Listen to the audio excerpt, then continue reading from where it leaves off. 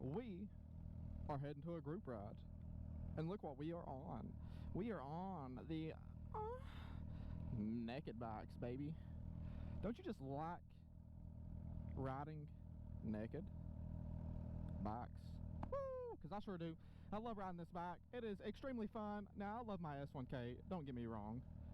Probably my favorite bike. But I do love this bike. It is really awesome. Brother. The sketch effect. No, we are not going to do that. Perfect timing. Anyways, we're heading up here to meet a pretty decent sized group. It was a pretty large group last Friday. They have this group ride like every Friday, and we don't typically go to it, but we went to it a few times. So we're gonna go check it out, bring the naked bikes out. You know, gotta ride these babies sometime. Oh, doggy, look at that. Look, it's smiling at me. That's funny. Cute doggy.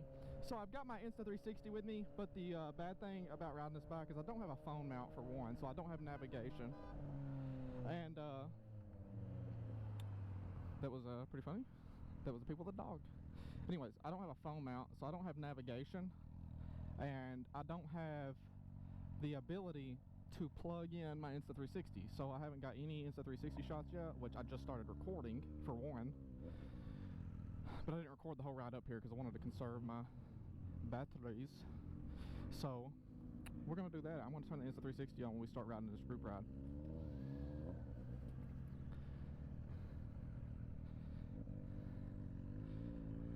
This isn't our typical meeting spot, but that's where we're meeting at.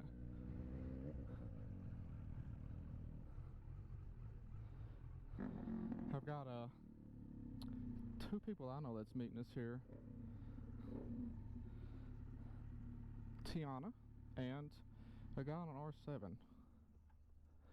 So I don't know where they are at. Told them 6 o'clock. Kickstand's up at 6:30. So I don't know if they know what that means or not. But hey, it is what it is. Hopefully they show up here and we can all ride together. Anyways, here we go. We got the Z900 out. Matt pulled out his GSX750. We're checking it out. What's going on? Appreciate it. So we are just hanging out here. Pulled out the naked bikes. Got a few people here right now. I just came across a deal on that 929. Oh yeah. Yeah, I love this one. This is my daily. Yeah. I don't even have a car. Oh well, I've got another bike. I got a 23 S1K. Okay. I usually ride it, but we pulled these bikes out today. Wanted to cruise around them.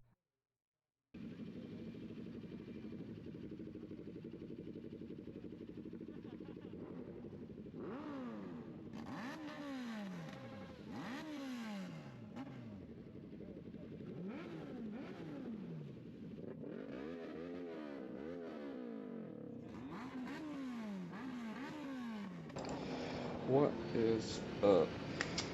I know I sound a little different. I made a mistake on this ride and unplugged my microphone on accident. So I'm gonna have to do a voiceover for the first half of this video. So bear with me. I know I sound different, but there was too much good content on this ride to miss out on a video. So we don't typically go on these group rides. As you can see here, my friend Matt is on his GSXS 750, and then my friend Tiana is on her Ninja 650. So throughout this video, I'm going to be cutting from clip to clip and just briefly talking over the clip up until the point where I plug my mic back in. So my voice may not align with what you see in the clip for the first few minutes. So typically on these group rides, we like to ride together and stay in the back of the pack. So me, Matt, and anybody else that we bring along usually hangs out in the back because we like to make sure that we are safe and everybody that we bring with us is safe, because they typically ride really aggressive and really crazy in these group rides, and that's kind of the main reason why we don't ride in these rides that often. And you will see later in this clip exactly what I'm talking about and exactly what can happen for that reason. So as you can see here, we have roughly about 20 plus riders in this group ride, and it's typically people that don't really know each other and don't really ride with each other very often. So you have new riders, riders that's never been on the road we're riding on, and etc. So we actually got split up from the main pack early on in this ride. Uh, we was on a 4-lane road and it abruptly changed to a 2-lane road, and we wasn't going to put anybody in unnecessary danger to whip out and pass on either side of these cars. So a few of those from the main pack done that. Again, people that don't really ride with each other typically, they might be afraid of getting lost. So we caught back up with the main pack right here. The gentleman in the blue shirt is the one that typically hosts these rides, and they actually stopped here to tell everybody in the back of the pack that they are going to haul dick or go really fast through this back road coming up. And you will see here shortly the results of that type of negligence. Shortly after that stop, we got split up from the main pack again, as you would expect, because we're going to be riding our own ride on this, and I am leading the group in the back while communicating with my friends that's directly behind me. So I'm telling them what curves are coming up, and if they need to slow down or if there's any obstacles in the road.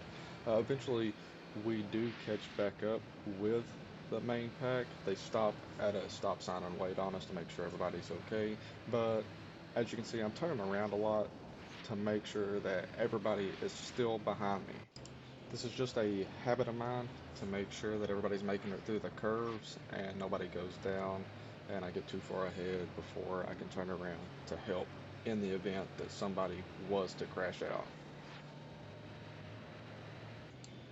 So now we're catching back up to this group of, I don't know how long they were sitting here, but as you can see, the group I was leading arrived safely behind this group and they are waiting on us. They have a car sandwiched in between the pack. I don't know how that happened, if they cut in front of the car and they was holding it up just waiting on the pack. So after we arrive to the back of the pack, they see everybody still here. We dip out from here, and shortly after, we have an accident.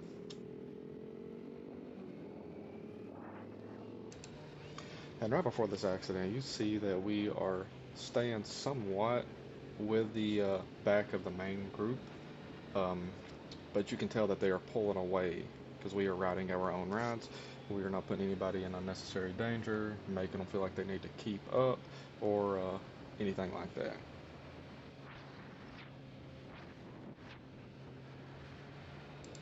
As we round this curve, you can see that there are a ton of bikes stopped in this upcoming left-hand turn. This is a very dangerous turn. There's usually gravel in this spot, and if you don't know this road, you are likely going to crash out if you are carrying too much speed into this curve, which is essentially what happened with this rider. I'm going to cut back to the GoPro. I'm thinking here my audio can pick up what I'm saying, and eventually I'll plug the mic back in. So thank y'all for dealing with this voiceover, and catch you in the GoPro.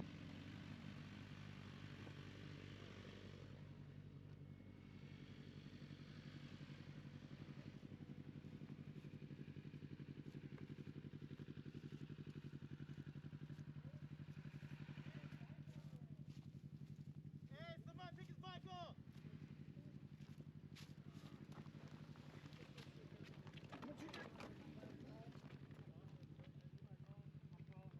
Get the kickstand over there. Is he beat up pretty good?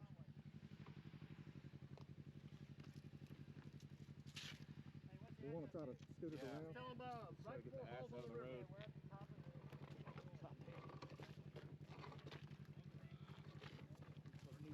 So heavy. Alright, 5 right now. Hey, don't slow down. This tourniquet on there. I got you. You got it?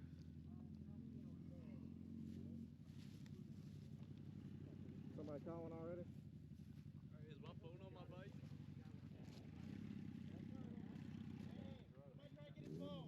Somebody try to get his phone.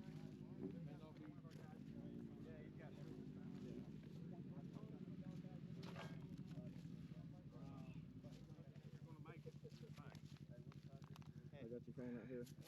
appreciate it. It's a little fucked up.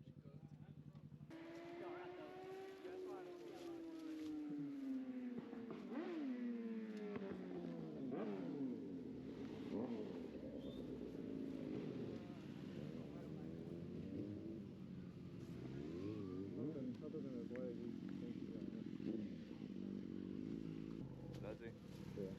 Seems to be alright other than that. Man, that's loud. What is that? It's a Amber Alert.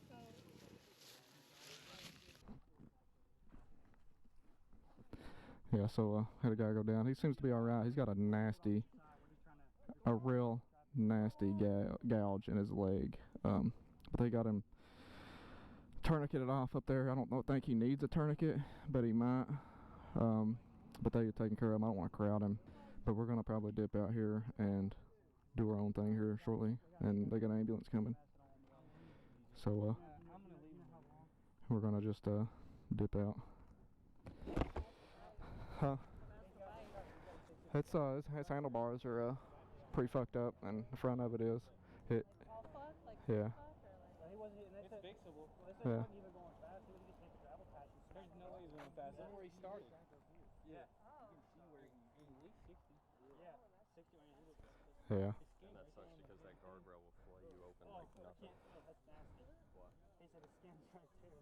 No, they're just pointing out right there. Yeah. Yeah, that shit will He had flay hit you that open. turn like Yeah. right there. Well, yeah. Locked it up.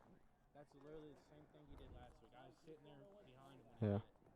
Yeah. He locked it up, it skid, and he missed the ditch by like. That's crazy. And I was like, damn.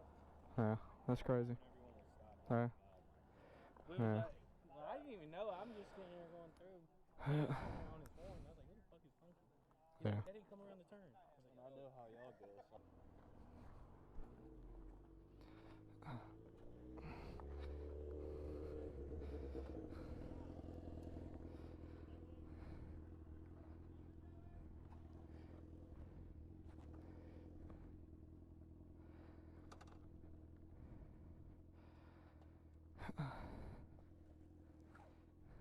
So.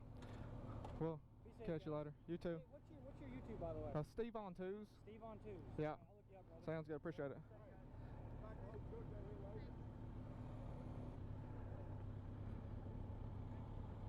Just be careful.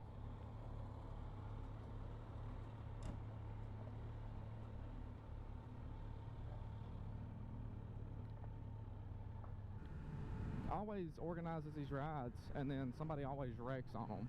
Everybody that rides, so like all the people in the front, they act like that, and then stuff like that happens because you got people behind them that's trying to keep up because they think it's fun, they think it's cool, and like they don't have control over their bike like they need to. They're not skilled enough for it. And I mean, why would a guy that's wearing shorts, a tank top, on a 500-pound Hayabusa try to keep up with a 600 on this road? You know what I mean? That makes no sense at all.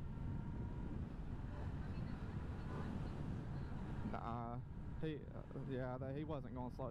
You seen his skid marks, didn't you? Yeah, no, that ain't slow. For him to slide, hit the guardrail, and it launched him over the guardrail, he wasn't going slow. We got a left hand pretty steep right here, but he went over the guardrail, and that's what cut his leg, is the top of the support post on the other side of the guardrail. You know, you got the beam that holds, like those beams on the back side of the guardrail. It was the corner of one of those beams caught his leg. This is a steep turn here. There's a rock in the road, and then we're going left up here as well. They're gonna have to skin graft it, so he's gonna have a scar on his ass cheek too, or his thigh, whichever they decide to take skin from. Sometimes, but they try to take it from areas that you don't see, like more often, you know. Unless they can't, then they take it from wherever.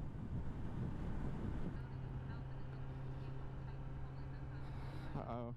Yeah, I mean you gotta pull it tight, but if you don't need a tourniquet, you don't use a tourniquet, because that can cause more damage to the leg. If it's not gushing blood, you don't put a tourniquet on it. You just yeah.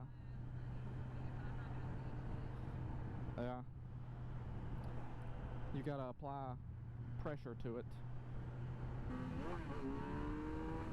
Didn't work. I'm going too fast because it's that truck pushing up behind us. Well, it ends right here. These cars fly up behind us through here, and I'm just like, you know, hard to do anything.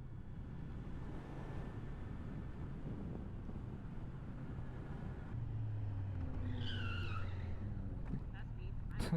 Was that your brakes or your tires? Yeah. That's my ABS going. Well, I seen it was turning yellow, but didn't want you to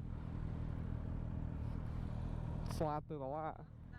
That was my mirror picking up. Oh,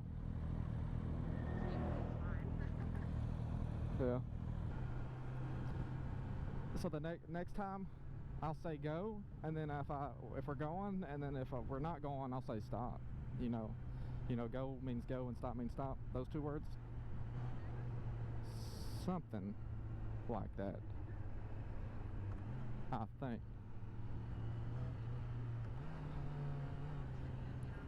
Maybe we need to start hosting rides. What the heck's going on right here? Oh, there's a toilet.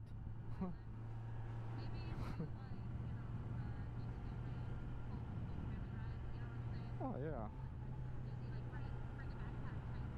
Exactly, you know.